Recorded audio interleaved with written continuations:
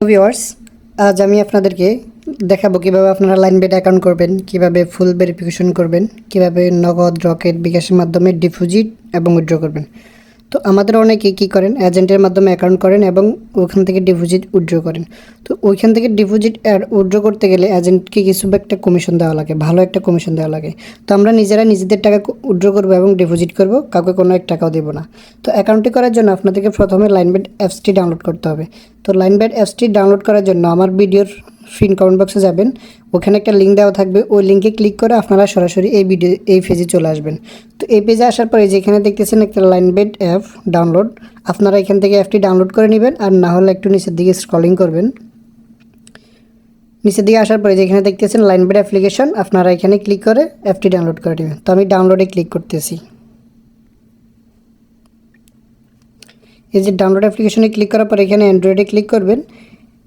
অ্যান্ড্রয়েডে click করার পর এখানে ডাউনলোড অ্যাগিন, যেহেতু আমার আগে থেকে ডাউনলোড করা আছে তাই আমার ডাউনলোড অ্যাগিন দেখাচ্ছে, আপনাদের ডাউনলোড এনিওয়ে দেখাবে, আপনারা ডাউনলোড এনিওয়েতে ক্লিক করে ডাউনলোড করে নেবেন। তো আমি ডাউনলোড অ্যাগিনে ক্লিক করলাম। তারপর উপরে যে দেখতেছেন ডাউনলোডিং ফাইল, আপনারা যে ডিটেলস দেখতেছেন এখানে ক্লিক করে দেবেন। এই যে এখানে দেখতেছেন আপনার অ্যাপটি ডাউনলোড হওয়া শুরু হয়ে গেছে। তো এখানে ডাউনলোড হলে তারপর আপনারা কী করবেন, অ্যাপটি ইনস্টল করে সরাসরি অ্যাপসে চলে যাবেন। তো আমি অ্যাপসে চলে যাচ্ছি। ওপেন করার পর আপনাদের সামনে সরাসরি ইন্টারফেসটা আসবে। তো যেহেতু আমরা নতুনভাবে অ্যাকাউন্ট করব, ফুল ভেরিফিকেশন করব, আমরা উপরে যে রেজিস্ট্রেশন দেখতেছেন আমরা এখানে ক্লিক করে দেব। রেজিস্ট্রেশনে ক্লিক করার পর আপনাদের সামনে ইন্টারফেসটা আসবে। তো আপনারা এখানে তিনটি মাধ্যমে অ্যাকাউন্টে করতে পারবেন। তো আমরা সহজে অ্যাকাউন্টে করার জন্য উপরে যে অপশানটা আছে ইন ওয়ান ক্লিক, আমরা এটাতে ক্লিক করব। ওয়ান ক্লিকে ক্লিক করার পর আপনাদের সামনে সরাসরি ইন্টারফেসটা আসবে। তো আমরা এখানে আর কিছু করা লাগবে না। এখানে 3 নম্বর অপশনে যে প্রোমো কোডটা দেখতেছেন, আমরা এখানে একটা প্রোমো কোড দিব। আমরা এখানে কি প্রোমো কোড দিব? MT10। আমরা এই প্রোমো কোডটা দেব। এই প্রোমো কোডটা কেন দিব? আমরা এই প্রোমো কোডটা দিলে প্রথম ডিপোজিটে আমাদের 100% বোনাস দিবে। যে আমরা যদি 1000 টাকা ডিপোজিট করি, আমাদের আরও 1000 টাকা ডিপোজিট দিবে, বোনাস দিবে।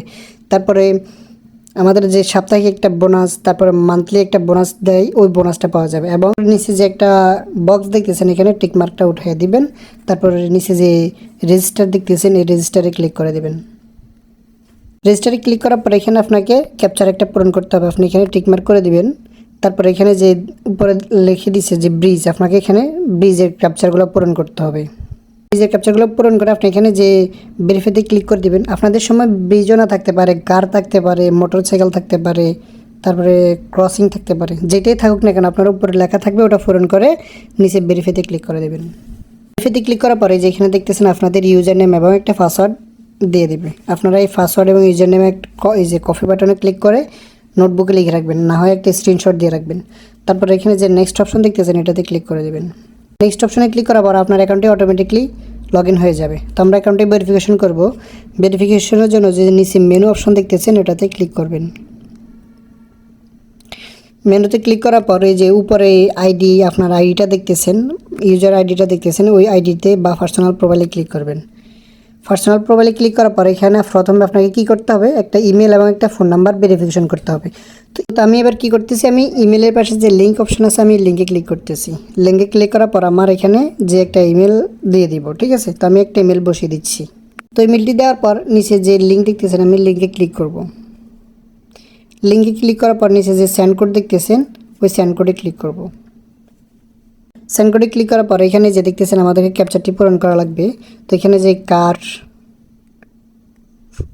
সিলেক্ট করার জন্য বলতেছে, তো আমি কারগুলো সিলেক্ট করে ভেরিফাইতে ক্লিক করে দিলাম।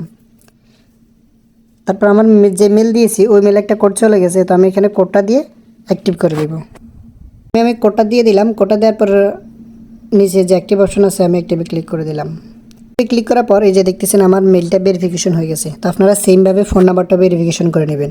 তারপরে এই যে উপরে দেখতেছেন ইন্টার ডিটেলস, আমরা এখানে ক্লিক করে দেব। ইন্টার ডিটেলসে ক্লিক করার পর আপনাদের সামনে সরাসরি এই পেজটা আসবে। তো আপনারা এই পেজটা অবশ্যই একটা ড্রাইভিং লাইসেন্স বা একটা পাসপোর্ট বা একটা আইডি কার্ড অনুযায়ী পূরণ করবেন। ড্রাইভিং লাইসেন্স, আইডি কার্ড আপনার বা আপনার পরিবারের কারো হলে হবে, বিশেষ করে আইডি কার্ড অনুযায়ী করলে একটু বেটার। তো আইডি কার্ড অনুযায়ী করার জন্য উপরে যে সারনেম অপশনটা দেখতেছেন এখানে আপনার আইডি কার্ডে যে লাস্ট নেমটা আছে ওই নামটা দিয়ে দিবেন। যেমন আমি এখানে দিলাম, তারপরে আইডি কার্ডের প্রথম নামটা দিয়ে দিলাম, ঠিক আছে? এখানে আমি প্রথম নেম দেওয়ার পর এখানে আমি বার্থডে দিব, আমি বার্থডে যেটা আছে সেটাতে ক্লিক করলাম। তারপরে এখানে আমি সাল সিলেক্ট করবো আগে, তারপরে জন্ম তারিখ সিলেক্ট করে মাস সিলেক্ট করে দিয়ে দিলাম। তারপরে এখানে আমি যে রিজিয়ন দেখতেছেন আমি রিজিয়নে ক্লিক করলাম, রিজিয়নে ক্লিক করে আমি আমার ঢাকা রিজিয়নটা দিয়ে দিলাম। তারপর আমি সিটিতে ক্লিক করে আমি আমার সিটিটা দিয়ে দিলাম।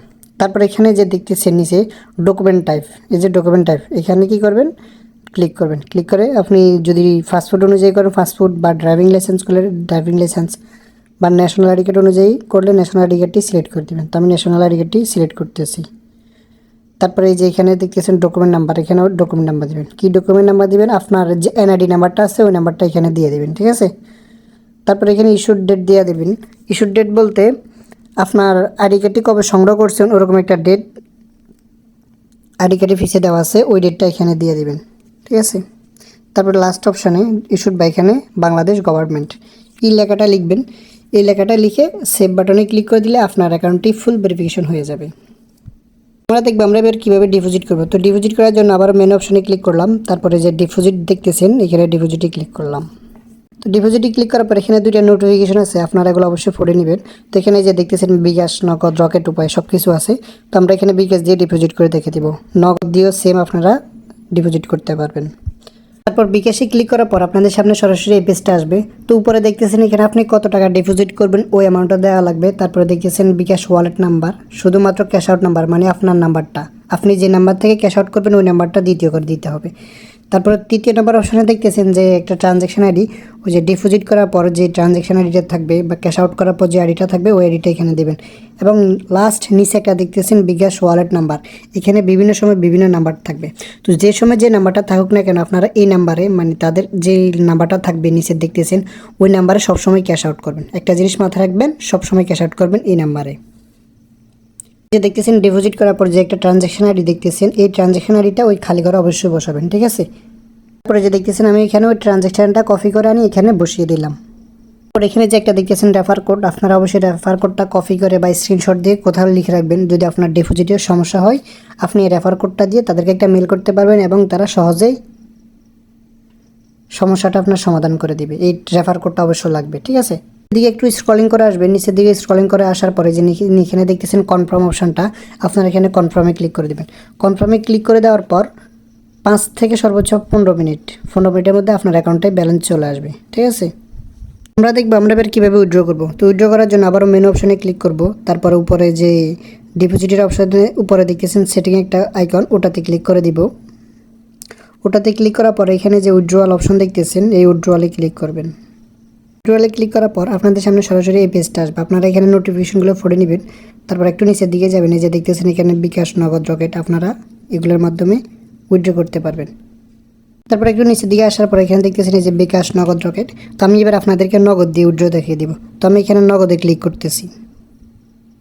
তো নগদের উপরে ক্লিক করার পর আপনাদের সামনে সরাসরি ইন্টারফেসটা আসবে।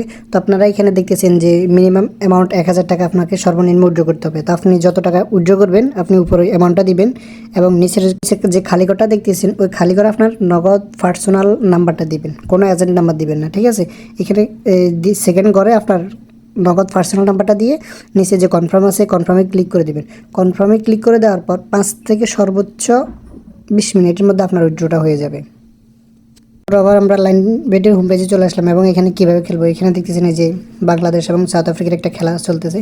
তো বাংলাদেশ মানে W1, তারপরে খেলার ড্র মানে X, তারপরে সাউথ আফ্রিকা মানে W2, ঠিক আছে। তো আপনারা এইভাবে খেলবেন। তারপরে উপরে দেখবেন স্পোর্টস ক্যাসিনো, অনেক ধরনের আছে গেম, সব কিছু একটু ঘাটাঘাটি করে যাচাই করে নেবেন।